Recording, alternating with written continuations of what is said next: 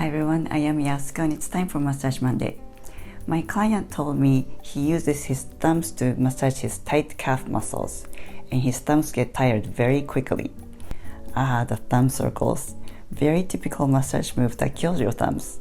It's one of massage don'ts unless you have super thumbs. And my thumbs are tired just by doing this in the air. I already sent him the link to my old video on how to massage your calf without using hands, and I'll include the link below so you can check it out too. This week I'll show you other ways to massage your calf muscles without killing your thumbs. I will be sharing quite a few techniques off the top of my head in this video, and I have a favor to ask you. If you can please get your pen and paper ready, and as you watch this video, please count how many techniques I'm sharing. People see things differently, and I'm just curious how many techniques you see in this video. So I would really appreciate it. These techniques, you do not have to do them all.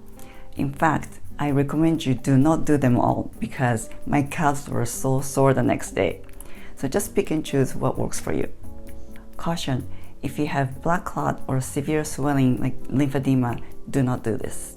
You may or may not know the calf muscle, more specifically soleus, is called second heart of the body because it helps to pump the blood back up to the heart against the gravity. So it's a good idea to have healthy calf for good circulation. Soleus is a flat muscle that lies under gastrocnemius, and if you massage with a decent pressure, you're massaging both muscles. Now let's get started. I will be showing them on the floor, but you can do some of them on the couch if you're flexible. With your knees standing, briskly rub the calf muscles with the side of the thumb. Sandwich the calf with both hands and briskly rub by rolling between hands. Pull the calf muscles with the forefingers towards you and press the calf muscles around the shin bone using the heel of the palm. Use one hand or both hands to go up and down. When you use one hand, I would grab the ankle for stability. Do the same on the outside. I have a very tight hip, so instead of using both hands, I'll anchor one hand and knead with the other hand up and down. You can also do it with the knees standing. Knead outside on both sides, or simply squeeze.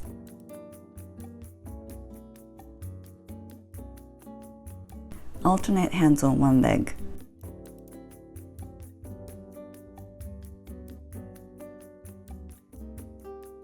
Twist the calf muscles around the shin bone from right to left and left to right. Squeeze the calf muscles between the thumb and forefingers. Squeeze the bigger area and squeeze the smaller area. This is how you can really see your cellulite. If you don't have cellulite, lucky you. With your knees standing, squeeze the calf with the entire palm from underneath. Do it with one hand or both hands. Experiment with different angle of the knee. If you can comfortably reach, weave your fingers and squeeze the calf with the heel of your palm from underneath. Lightly grab the muscles with your fingers and shake side to side or in a circle. The key is to relax your arm and hands and use the entire arm to shake. If you find a tight spot, you can grab a smaller area and shake. Draw imaginary lines on your calf and press the line with thumbs facing each other.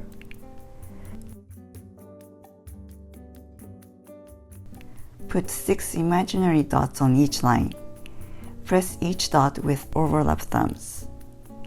Instead of pressing your thumbs, think of hooking and pulling the shin bone or muscles with 4 fingers for more stability and less effort. If you find a tight spot, hold it there as you take deep breaths and tell the spot it's okay to release. You can increase or decrease the number of dots on each line depending on how thoroughly you want to work on it.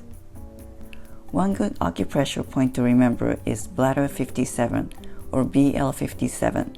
It's where the Achilles tendon meets the calf muscles called gastrocnemius. This point is good for cramping of the calf, tired leg, as well as lower back pain and hemorrhoid. You can also do the same with the knees standing. Grab the ankle with one hand. With a loose fist, circle and loosen up the calf muscles. If you want it harder, press your calf with a tighter fist as you slightly pull the ankle towards you. Experiment with different angles and find the angle that feels good. Do it on the outer side.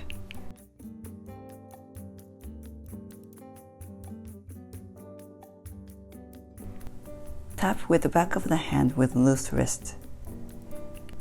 Make a fist harder if you like harder impact, but your wrist will also be hard, so you probably won't last for a long time doing this. Chop with the side of the hands with loose wrists. If you have a lubricant, you can do Swedish massage techniques such as petrissage. You use your thumb and forefingers to glide, pick up, and squeeze the muscle. You can do short strokes or long strokes. Use your torso to move your hands instead of just moving your hands. And fanning, which is to glide over the imaginary lines using alternate thumbs in a semicircular motion like a fan. Keep this V between the thumb and index finger and move the entire hands to move the thumbs instead of just moving the thumbs. Put the thumbs next to each other and glide down to strip the calf muscles.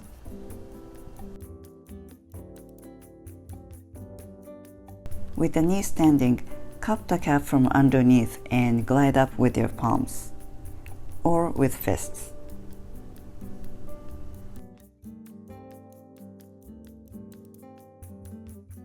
Grab and pull the muscles upwards. Add some shaking.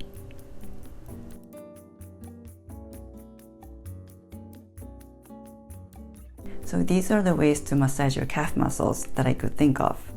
So let me know how many techniques you saw in the comments below or message me.